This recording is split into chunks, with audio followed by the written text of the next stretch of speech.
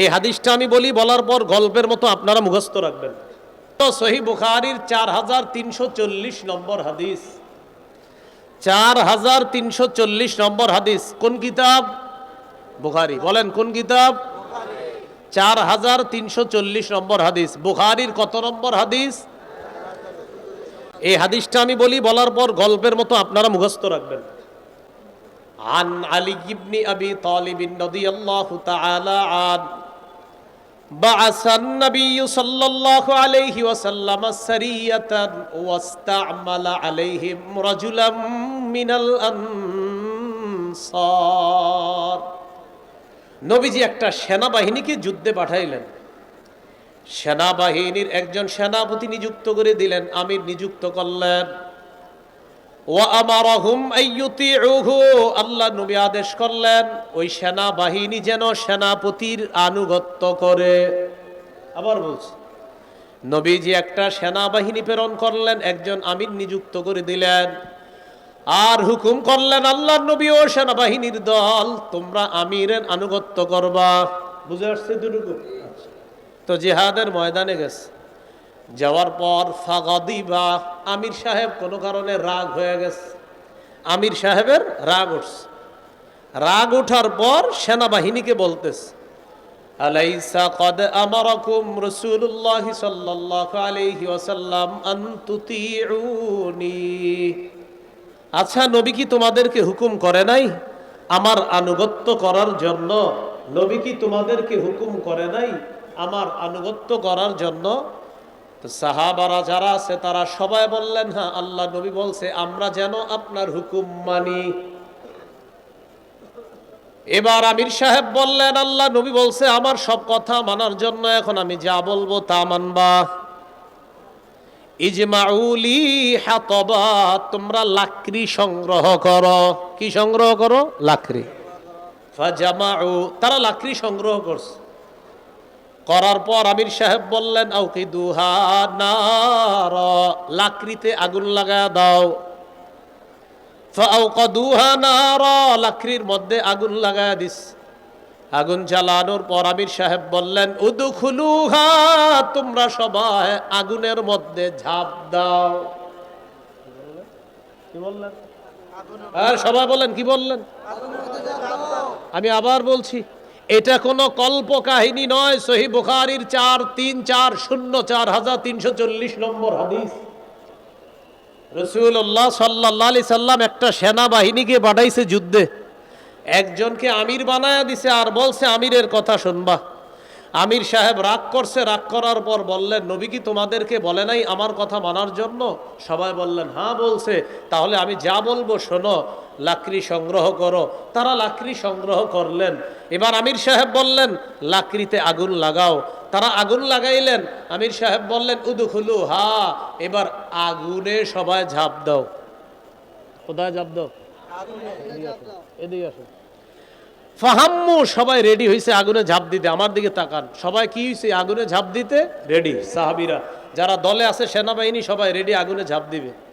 তো ঝাঁপ দেওয়ার আগে ফাজা আলা ইউমসিকু বাদুহুম বাদ, একজন আরেকজন এইভাবে ধইরা বলে, এই আসলে ঝাঁপ দিমু। একজন আসলে ঝাঁপ দিমু। একজন আরেকজন বলে, এই আসলে ঝাঁপ দিমু বলতেছে।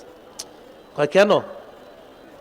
ইন্না ফারারনা মিনান নারি ইলা রাসূলিল্লাহি সাল্লাল্লাহু আলাইহি ওয়াসাল্লাম, আমরা তো জাহান্নামের আগুন থেকে বাঁচার জন্য নবীর কাছে আসছি। সেই নবী আমিরের কথা মানতে বলছে, এর মানে সেই নবী আমাদেরকে আগুন ঝাঁপ দেওয়ার হুকুমও মানতে বলবে? এটা হতে পারে না। আরে আমরা তো আগুন থেকে বাঁচার জন্য নবীর কাছে আসছি, সেই নবী আগুনে ঝাঁপ দেওয়ার হুকুমও মানতে বলবে? এটা মনে হয়, আমাদের মনে হচ্ছে এটা এরকম নবী বলবে না। এটা সাহাবীরা একজন আরেকজনের বলতেছে, ঝাঁপ দিবে দিবে দেয় না, দিবে দিবে দেয় না। এই ঝাঁপ দিমু না, দিমু না। নবী কি এরকম বলতে পারে? এরকম বলতে তো বলতে বলতে সবার কানে কানে চলে গেছে এই কথা। এই নবীজির কাছে আসলাম আগুন থেকে বাঁচার জন্য, সেই নবী আগুনে ঝাঁপ দিতে বলবে? এটা মনে হয় সঠিক কথা না। এই কথা বলার পর তাদের কথোপকথনের মাঝখানে হাত্তা খামাদাতিন নার, আগুন নিভে গেছে।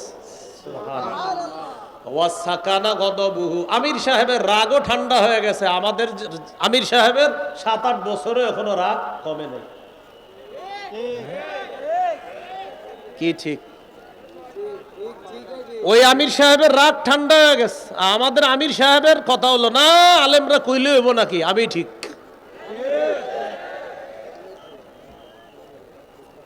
মানে যে কোনো আমির আর কি, যে কোনো আমির। এখন মনে করেন এত বছরও রাগ কমে না। আমি নিশ্চিত রাগের কারণে নিজের ভুল স্বীকার করে না। রাগ রাগ না, আমি কি, আমি আমি আমি তো সেরা, আবার আমি কি, এরকম। আমির সাহেবের রাগ কমে গেছে। রাগ কমার পর আগুনও নিভে গেছে। ফাবালাগান নবিয়্যা সাল্লাল্লাহু আলাইহি সাল্লাম, ঘটনাটা নবীর কাছে গেছে। ইয়া রাসূলুল্লাহ, এরকম এরকম ঘটনা ঘটছে। আমির সাহেব বলছিল আগুনে ঝাঁপ দিতে। নবীজি বললেন, সর্বনাশ, ঝাঁপ না দিয়ে ভালো করেছ।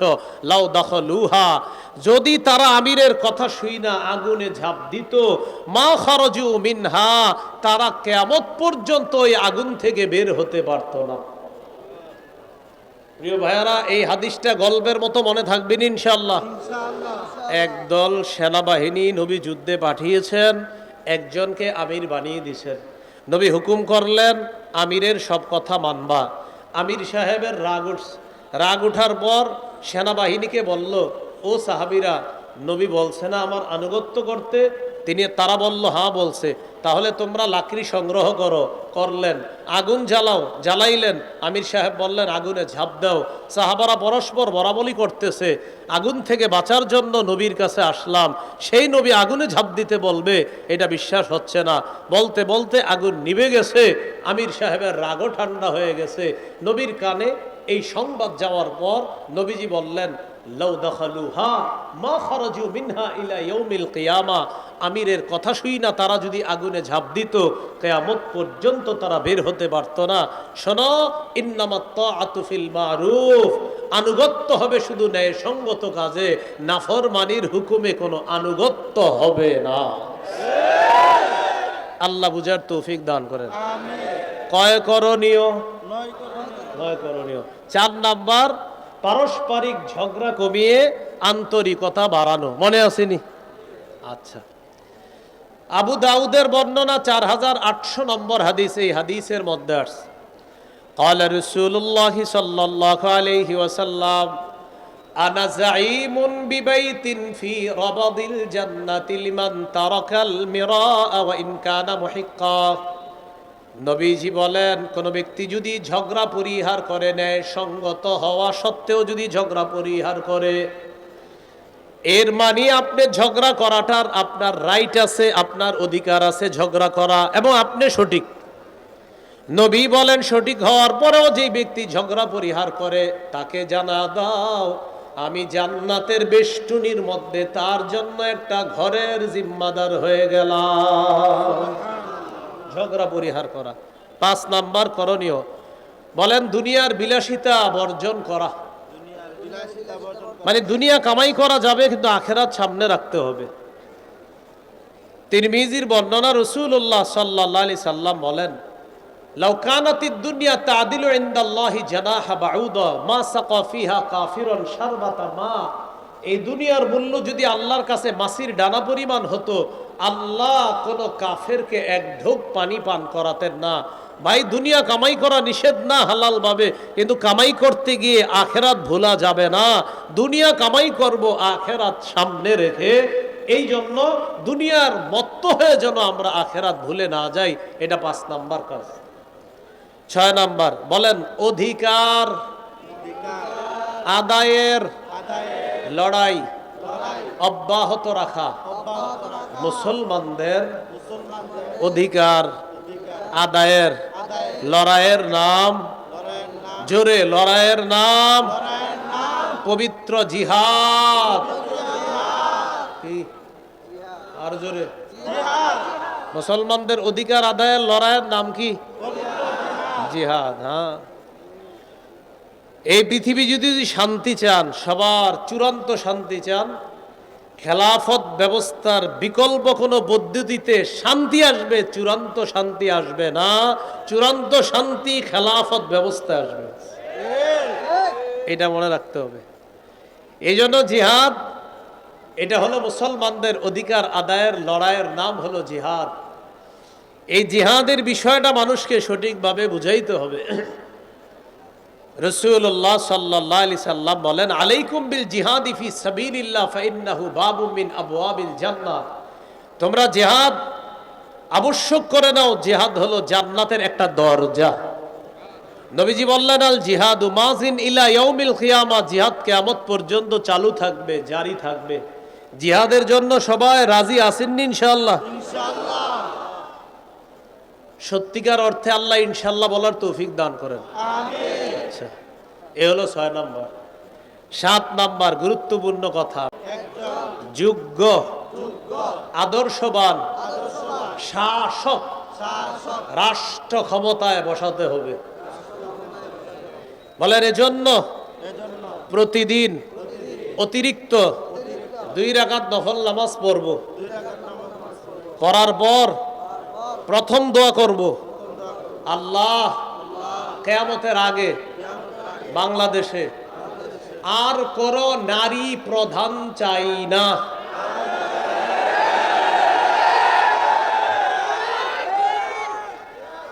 কি চাই না? নারী প্রধান চাই না।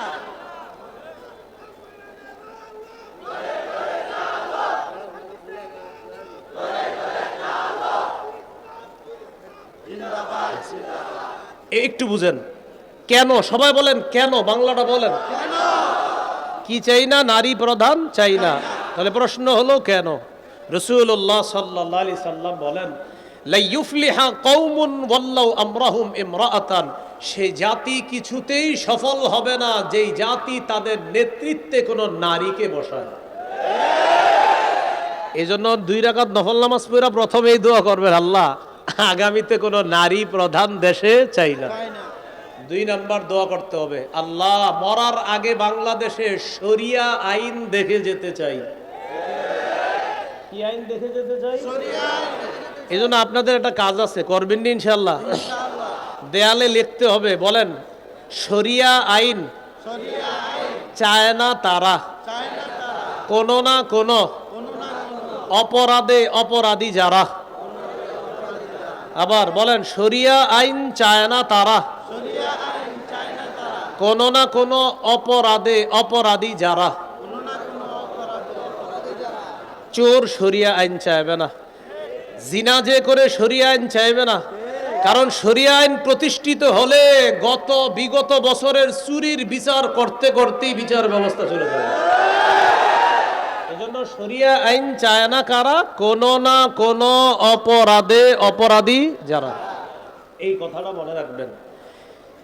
এটা হলো 2 নাম্বার দোয়া করবেন। 1 নাম্বার দোয়া নারী প্রধান আর চাই না, 2 নাম্বার দোয়া শরিয়া আইন চাই, 3 নাম্বার দোয়া বলেন, আল্লাহ এমন একজন শাসক দেন, যেই শাসক মৌলিক 4টি কাজ করবে, নামাজ কায়েম করবে, যাকাত প্রতিষ্ঠিত করবে, সৎ কাজের আদেশ করবে, অসৎ কাজের নিষেধ করবে। এই 4 গুণওয়ালা একজন রাষ্ট্রনায়ক আমরা চাই। এই 3 নাম্বার দোয়াটা করতে পারবেন নি? সূরা হজের 41 নম্বর আয়াতে আল্লাহ বলেন, আল্লাযীনা ইম্মাক্কান্নাহুম ফিল আরদি আকামুস সালাহ ওয়া আতাউয যাকাতা ওয়া আমারু বিল মা'রুফি ওয়া নাহাউ আনিল মুনকার। আল্লাহ তাআলা বলেন, যাদেরকে আমি রাষ্ট্র ক্ষমতায় বসাই তাদের মৌলিক কাজ হলো 4টা। 1 নাম্বার নামাজ কায়েম করা, 2 নাম্বার যাকাত প্রতিষ্ঠিত করা। কি প্রতিষ্ঠিত করা? যাকাত প্রতিষ্ঠিত করা। আমাদের বাংলাদেশ এখনো সুদভিত্তিক রাষ্ট্র। এদেশে স্লোগান দেওয়া হচ্ছে দারিদ্র বিমোচনে সুদ। আমরা স্লোগান দিব দারিদ্র বিমোচনে সুদ নয়, যাকাত। বলেন আমার সাথে, সুদে ফকির আরো ফকির হয়, যাকাতে ফকির ধনী হয়। বলেন তো, সুদে ফকির, যাকাতে ফকির। এজন্য 2 নাম্বার যাকাত ভিত্তিক রাষ্ট্র ব্যবস্থা এটা হতে হবে। সুদ ভিত্তিক রাষ্ট্র ব্যবস্থার পরিবর্তে যাকাত ভিত্তিক রাষ্ট্র ব্যবস্থা যখন হবে, 1 বছর পরে সুদ বলবে, প্রিয় যাকাত তুমি ভালো থেকো, আমি বিদায় নিই। এই জন্য শরিয়া ভিত্তিক রাষ্ট্র যদি চলে, ইনশাল্লাহ দুনিয়ার কারো কাছে আমরা আর মাথা নত করা লাগবে না। যার বড় প্রমাণ আফগানিস্তান। বলেন কারা? 3 বছর আগে এদেরকে কেউ গণে নাই, এখন আফগানিস্তান বলে গোনার টাইম নাই। আল্লাহ বুঝার তৌফিক দান করেন। কলিজাটা ছিঁড়া মনে চাই বুঝাই আরো কিছু, কোনো কারণে আসে না। আল্লাহ বুঝার তৌফিক দান করেন। এই হলো আপনার 7 নাম্বার। এমন একজন যোগ্য শাসক বসাতে হবে, আকামুস সালাহ, নামাজ কায়েম করা, আতাউজ যাকাত, যাকাত প্রতিষ্ঠিত করা, আমারু বিল মারুফ, নেক কাজের আদেশ করবে, ওয়ানাহাউ আনিল মুনকার, অসৎ কাজে নিষেধ করবে। 8 নাম্বার করণীয়, শুরা ব্যবস্থার গুরুত্ব অনুধাবন করা। মসজিদের খতিব সাহেব যারা আছি এলাকার, আমরা শুরা ব্যবস্থার গুরুত্ব কি, কি পরিমাণ প্রয়োজনীয়তা, এটা জাতিকে বোঝাতে হবে। এটা হলো শুরা ব্যবস্থা। এই কথাগুলা এই সাধারণ মুসলমানরা বুঝতে হবে। আলেমরা এগুলা বুঝে, কিন্তু সাধারণ জনগণ শুরা ব্যবস্থার কি লাভ, কি ফায়দা, কি উপকার, এটা বুঝতে হবে, এটা অনুধাবন করতে হবে। সর্বশেষ করণীয়, বলেন শত্রুকে শত্রু মনে করতে হবে, বন্ধু মনে করার কোনো সুযোগ নাই। বলেন আমরা বারবার ভুল করব না। বলেন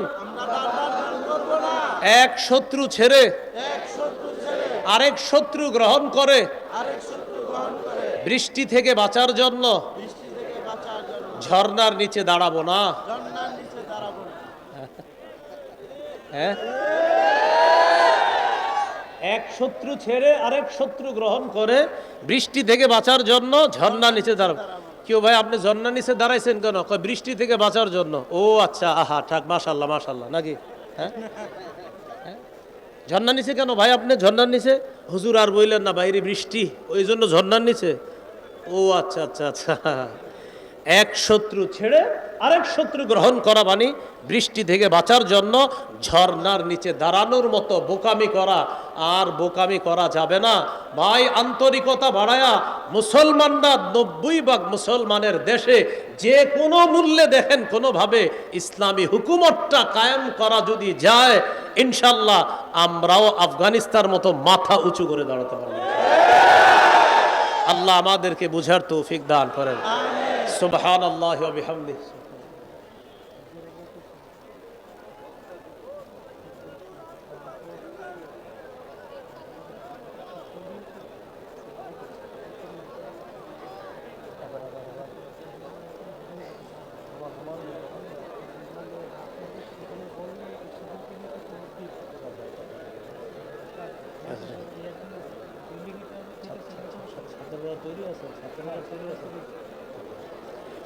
ভাই বসি বসি, আমরা বসি বসি বসি, একটু বসি আমরা। শোনেন, বড় বড় উলামায়ে কেরাম যারা আছে তারা এখনো বাকি রয়েছেন, তারা আসতেছে, ইনশাল্লাহ আলোচনা হবে।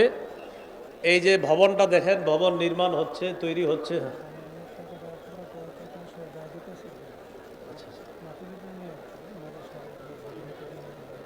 আচ্ছা, মাদ্রাসার জন্য, বোর্ডিংয়ের জন্য, আরও যেই সমস্ত কাজ আছে এগুলোর জন্য আমরা একটু সহযোগিতা করি। আমরা কেউ উঠবো না, যারা দিব তারা উঠবো না, যারা দিব না তারা উঠবো না। ছাত্র ভাই যারা আছেন আপনারা তৈরি থাকার কথা, আপনারা সবার কাছে যান। আর মঞ্চে যারা আছি আমরা এখানেও দিতে পারি। ছাত্র ভাই যারা আছি মেহরবানি করে কেউ এই মাহফিলটা নষ্ট করবো না। নামাজ তো এখানে হবে হুজুর ইনশাল্লাহ। ভাই এখানে নামাজ হবে, আমরা কেউ মাহফিলটা নষ্ট করবো না। বড় বড় আলেম ওলামায়ে কেরাম তারা এখনো বাকি আছে, ইনশাল্লাহ তারা আসবে। আমরা ইনশাল্লাহ মাশাআল্লাহ। সওদাগর সাহেব 2000 টাকা দিয়েছেন, আল্লাহ তার দানকে কবুল করেন। আরও যদি কেউ দিতে চান দিতে পারেন। ছাত্র ভাইয়েরা আমরা মাঠে চলে যাই, মাঠে যারা আছে আমরা ছাত্র ভাইদের কাছে একটু সহযোগিতা করি আমরা ইনশাআল্লাহ। হ্যাঁ, সুবহানাল্লাহি ওয়া বিহামদিহি।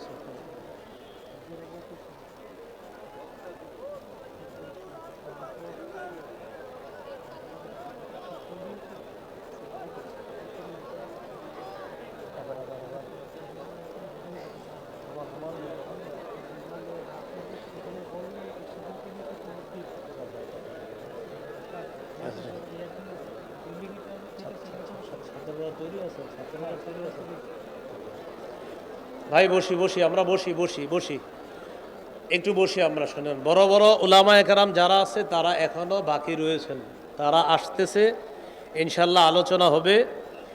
এই যে ভবনটা দেখেন, ভবন নির্মাণ হচ্ছে, তৈরি হচ্ছে।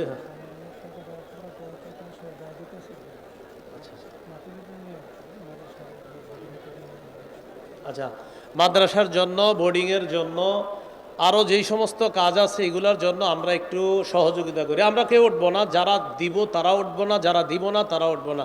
ছাত্র ভাই যারা আছেন আপনারা তৈরি থাকার কথা, আপনারা সবার কাছে যান। আর মঞ্চে যারা আছি আমরা এখানেও দিতে পারি। ছাত্র ভাই যারা আছি মেহরবানি করে কেউ এই মাহফিলটা নষ্ট করবো না। নামাজ তো এখানে হবে হুজুর ইনশাল্লাহ। ভাই এখানে নামাজ হবে, আমরা কেউ মাহফিলটা নষ্ট করবো না।